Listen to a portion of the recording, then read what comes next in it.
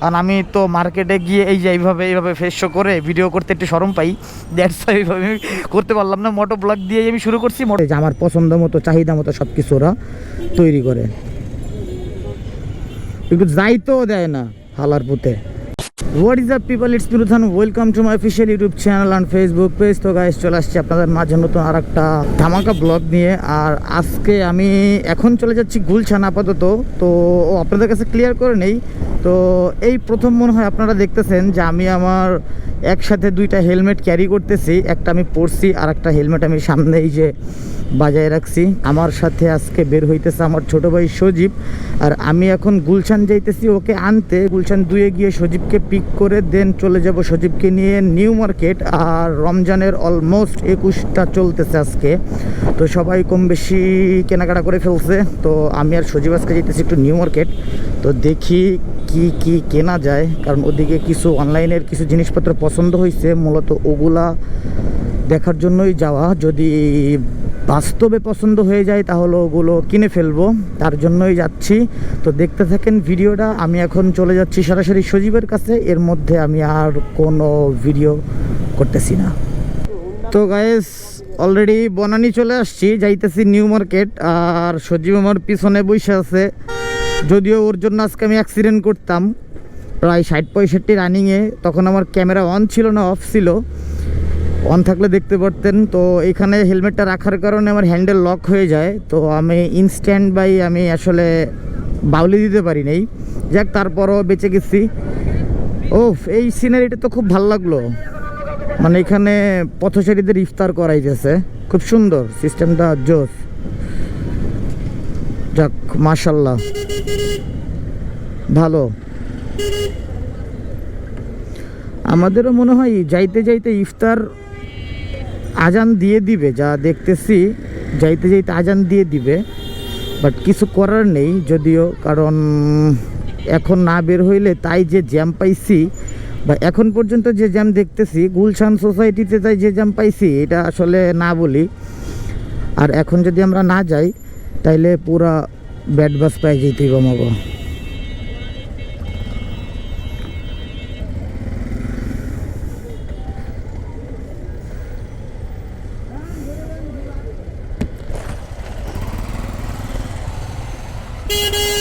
এই যে ওই যাইতে পারবো না, আমারও যাইতে দিব না। ওই বেটা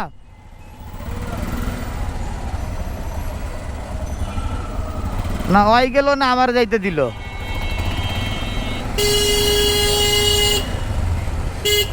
ওই জায়গা থামবো,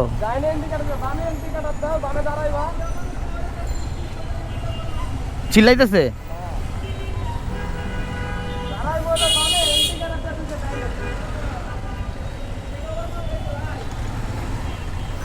যাক আগাইতে থাকি। এই জ্যাম আসলে এত সহজে শেষ হবে না, কারণ এটা হচ্ছে টাকার জ্যাম।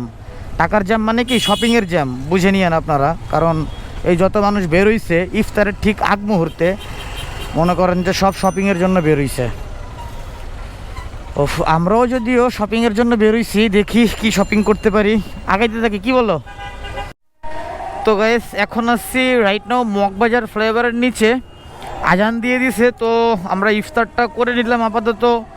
এইখানে জুস বার থেকে 2টা বেলের শরবত দিয়ে আসলে ইফতারটা করলাম।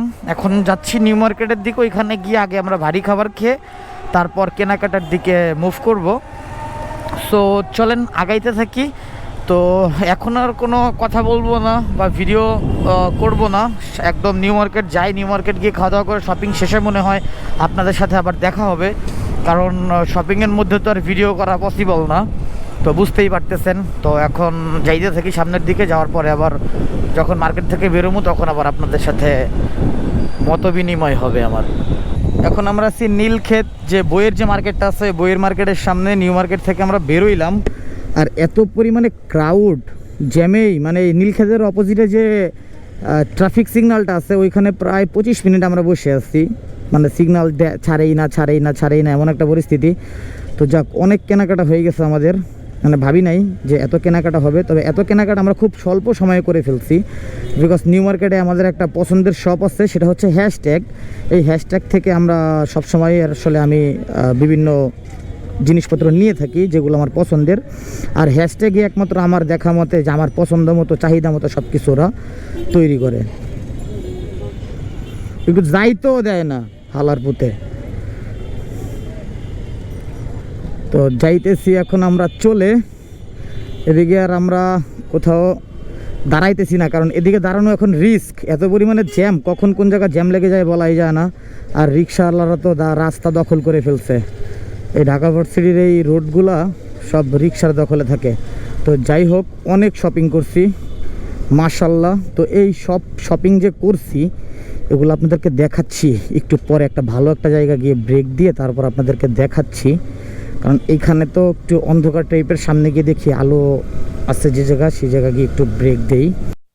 তো গাইস চলে এসছি আমরা আমাদের এলাকায়, এটা হচ্ছে বেগুনবাড়ি।